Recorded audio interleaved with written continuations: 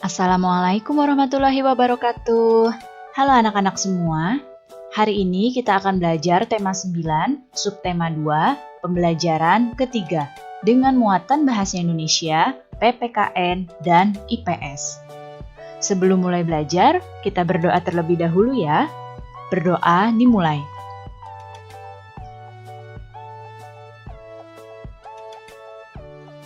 Berdoa selesai. Baik anak-anak, sudah siap untuk belajar hari ini? Kalau sudah siap, mari kita mulai belajarnya. Pertama-tama, kita akan mempelajari muatan bahasa Indonesia. Lihatlah di hadapan kalian. Dayu dan Lani sedang duduk santai sambil berbincang di taman sekolah. Mereka berbincang tentang iklan favorit mereka. Lani ingat pada sebuah iklan di televisi yang sangat menarik, sehingga iklan tersebut menjadi iklan favoritnya. Lani pun memperagakan lagu pada iklan favoritnya di hadapan Dayu.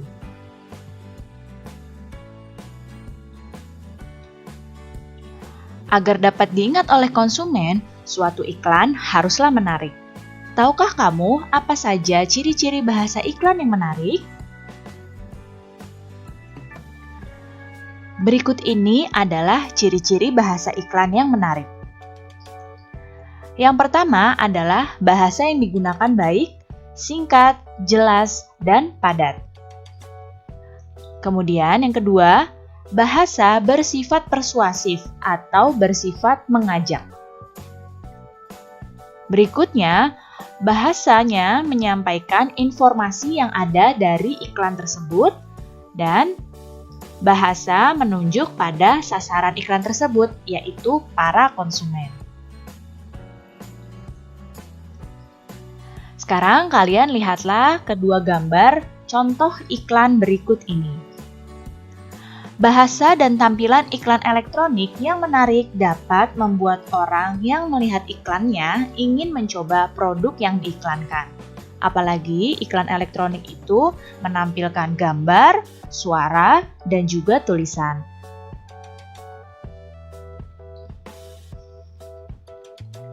Dalam pembuatan iklan, diperlukan kerjasama antara pembuat iklan dan pemilik produk yang diiklankan. Kerjasama tidak hanya dibutuhkan dalam dunia usaha seperti usaha periklanan, kerjasama juga dibutuhkan dalam kehidupan berbangsa dan bernegara. Kerjasama sangat penting dalam mewujudkan persatuan dan kesatuan bangsa. Sekarang kita akan mempelajari muatan PPKN. Apa saja ya upaya yang dapat kita lakukan untuk menjaga persatuan dan kesatuan di Indonesia? Berikut ini adalah beberapa upaya untuk menjaga persatuan dan kesatuan. Upaya yang pertama adalah dengan melakukan Festival Budaya Nusantara. Festival atau pesta budaya dapat diadakan sebagai upaya memperkukuh dan menjaga persatuan dan kesatuan di Indonesia. Acara Festival Budaya Nusantara menunjukkan persatuan dan kesatuan. Dalam acara ini, setiap daerah dapat menunjukkan ciri khas dari daerahnya. Kemudian, upaya yang kedua adalah toleransi dan hidup berdampingan dalam perbedaan. Sebagaimana yang kita tahu, Indonesia memiliki beragam budaya, beragam adat istiadat, beragam suku, bahasa, dan juga agama. Nah, keberagaman tersebut seharusnya membuat kita semakin bersatu. Dan yang selanjutnya adalah semangat kekeluargaan dan gotong royong. Bangsa Indonesia menjunjung tinggi semangat kekeluargaan dan juga gotong royong. Gotong royong dapat mempererat hubungan atau kerukunan antar sesama warga.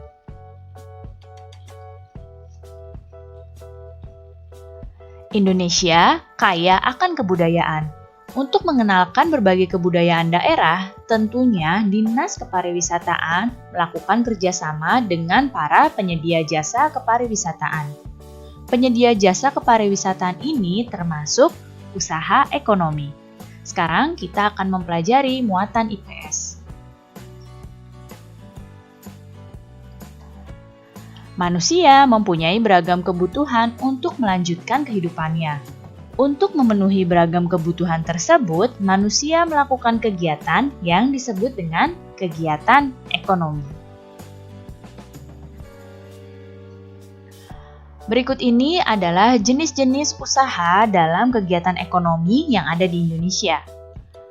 Ada usaha ekonomi di bidang pertanian, perkebunan, peternakan, perikanan, kehutanan, pertambangan, perindustrian, perdagangan, dan juga jasa. Jadi, ini adalah jenis-jenis usaha ekonomi yang ada di Indonesia. Kita akan membahasnya satu persatu. Yang pertama adalah pertanian. Pertanian adalah kegiatan bercocok tanam yang menghasilkan bahan makanan, seperti padi, jagung, dan lain-lain. Usaha pertanian sesuai dengan keadaan alam Indonesia sebagai negara agraris. Kemudian, perkebunan. Perkebunan merupakan usaha pemanfaatan lahan dengan tanaman-tanaman keras. Hasil perkebunan besar biasanya ditujukan untuk ekspor sehingga dapat menghasilkan devisa bagi negara. Kemudian, peternakan. Peternakan adalah usaha memelihara binatang peliharaan yang akan diambil manfaatnya, seperti sapi, ayam, kambing, bebek, atau domba. Nah, hasil dari peternakan antara lain telur, susu, daging, dan juga kulit. Berikutnya adalah perikanan. Perikanan adalah kegiatan pemeliharaan, pembudidayaan, serta penangkapan hasil ikan. Usaha perikanan ini terdiri atas usaha perikanan darat dan juga usaha perikanan laut. Usaha perikanan darat adalah usaha memelihara dan menangkap ikan seperti di sungai, waduk, tambak, atau kolam. Sedangkan usaha perikanan laut yaitu usaha pembudidayaan atau penangkapan hewan-hewan laut. Kemudian kehutanan. Usaha kehutanan dapat dilakukan dengan melakukan pencegahan terhadap penggundulan hutan dan melakukan reboisasi atau peremajaan hutan. Berikutnya, pertambangan. Pertambangan adalah usaha untuk mengolah atau memanfaatkan mineral demi kesejahteraan manusia. Untuk mendapatkannya, perlu dilakukan penggalian atau penambangan. Contoh hasil barang tambang seperti batu bara, emas, timah, dan juga minyak bumi. Berikutnya adalah perindustrian.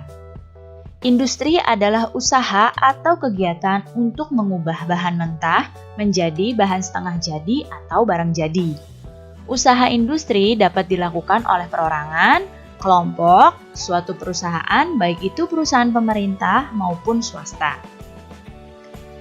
Kemudian, perdagangan. Perdagangan adalah kegiatan yang bertujuan menyalurkan barang dan jasa dari produsen ke konsumen. Barang-barang yang diperdagangkan merupakan hasil-hasil pertanian, peternakan, perikanan, hutan, dan juga barang-barang hasil industri. Dan yang terakhir adalah jasa.